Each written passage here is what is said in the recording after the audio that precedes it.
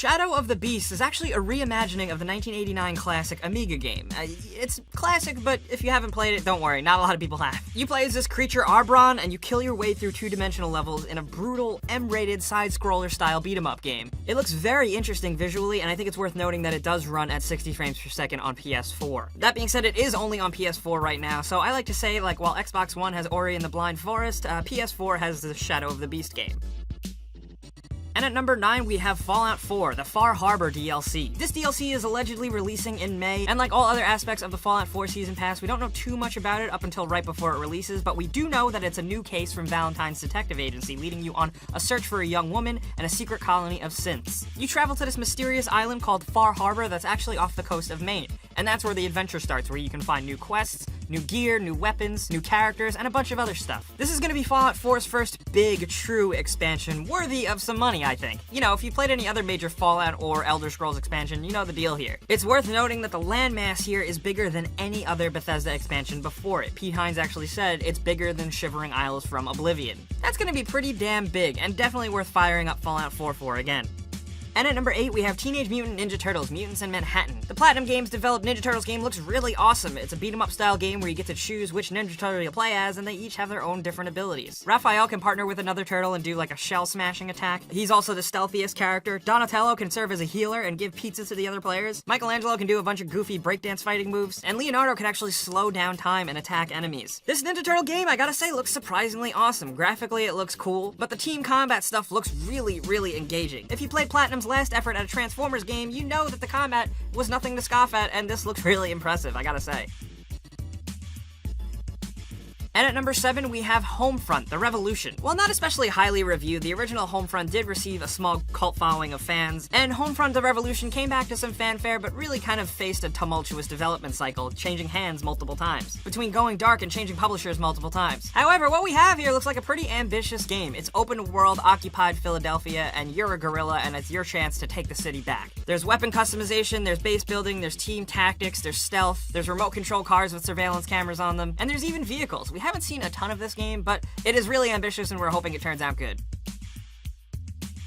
And at number 6, we have Battleborn, yet another hero-based first-person shooter game. It seems like every studio has one of these now, but Battleborn is worth mentioning because it's being made by Gearbox, you know, the guys who made Borderlands. So right there, it's worth noting that they have an idea on creating cool characters, great environments and stories and landscapes, and just a general vibe and gameplay that is absolutely fun. Battleborn is based around team-based competitive multiplayer 5v5 matches, but Gearbox has doubled down on progression systems and factions here that seems pretty interesting. Not only that, but it is worth mentioning that there is a story mode here that can be played entirely single player. So, you know, if the fast first-person shooter competitive stuff doesn't really jive with you, at least you can try your hand at a single player mode with that signature Gearbox style.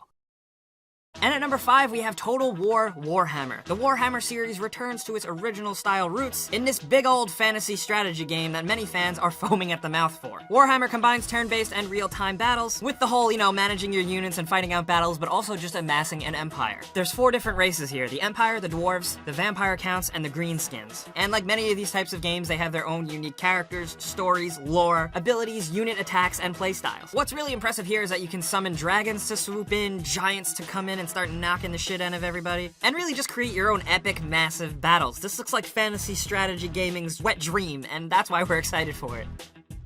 And at number 4, we have Stellaris. Stellaris is a 4X space exploration game. This is honestly a PC gamer's game through and through here. 4X, for those of you that don't know, stands for Explore, Expand, Exploit, and Exterminate, and I'm gonna be real with you, that's what you're doing in Stellaris. But it's worth mentioning that this game looks totally gorgeous, and if you're a space nerd, you're probably gonna freak out. It's grand, massive strategy with space exploration. There's thousands of planets and a massive procedurally generated galaxy, a full diplomacy system to make peace or cause war, an entire ship designer to design your own ships. So it's up to you. Do you fly around through space and be a complete asshole, kill everyone, and take every resource you can find? Or do you forge your own way and try and evolve technology and make peace? It's up to you, and people play these games for a reason, and that's probably why Stellaris is worth checking out if you're a PC gamer.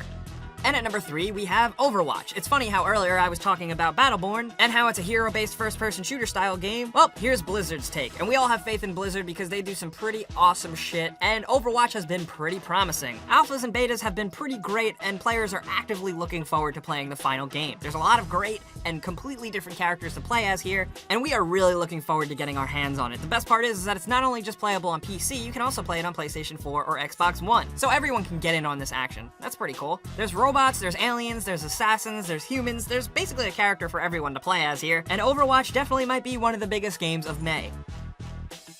And speaking of shooting things, at number 2, we have Doom. Doom has been eagerly anticipated for a very, very long time, and we are dying to cut our teeth into it. We've gotten a decent amount of look at the single player and the multiplayer, and overall, it looks pretty awesome. The multiplayer is going to divide some people. Everyone has kind of a different opinion on the multiplayer, as old school fans kind of think it's just kind of like Halo, and new school fans find some things new and exciting here. I think everyone's just gonna have to decide for themselves, but it does seem like Bethesda is doubling down on the multiplayer here. However, and what I think is the most important thing, the single player component looks absolutely batshit crazy and awesome. Have you seen the amount of finishing kills here? There are areas in the game that are very arena-based. You're running around, you're shooting scary demons, you're punching them in the face, you're ripping their arms off, and I am all about it. Doom lands smack dab in the middle of the month, and I cannot wait to get my hands on it.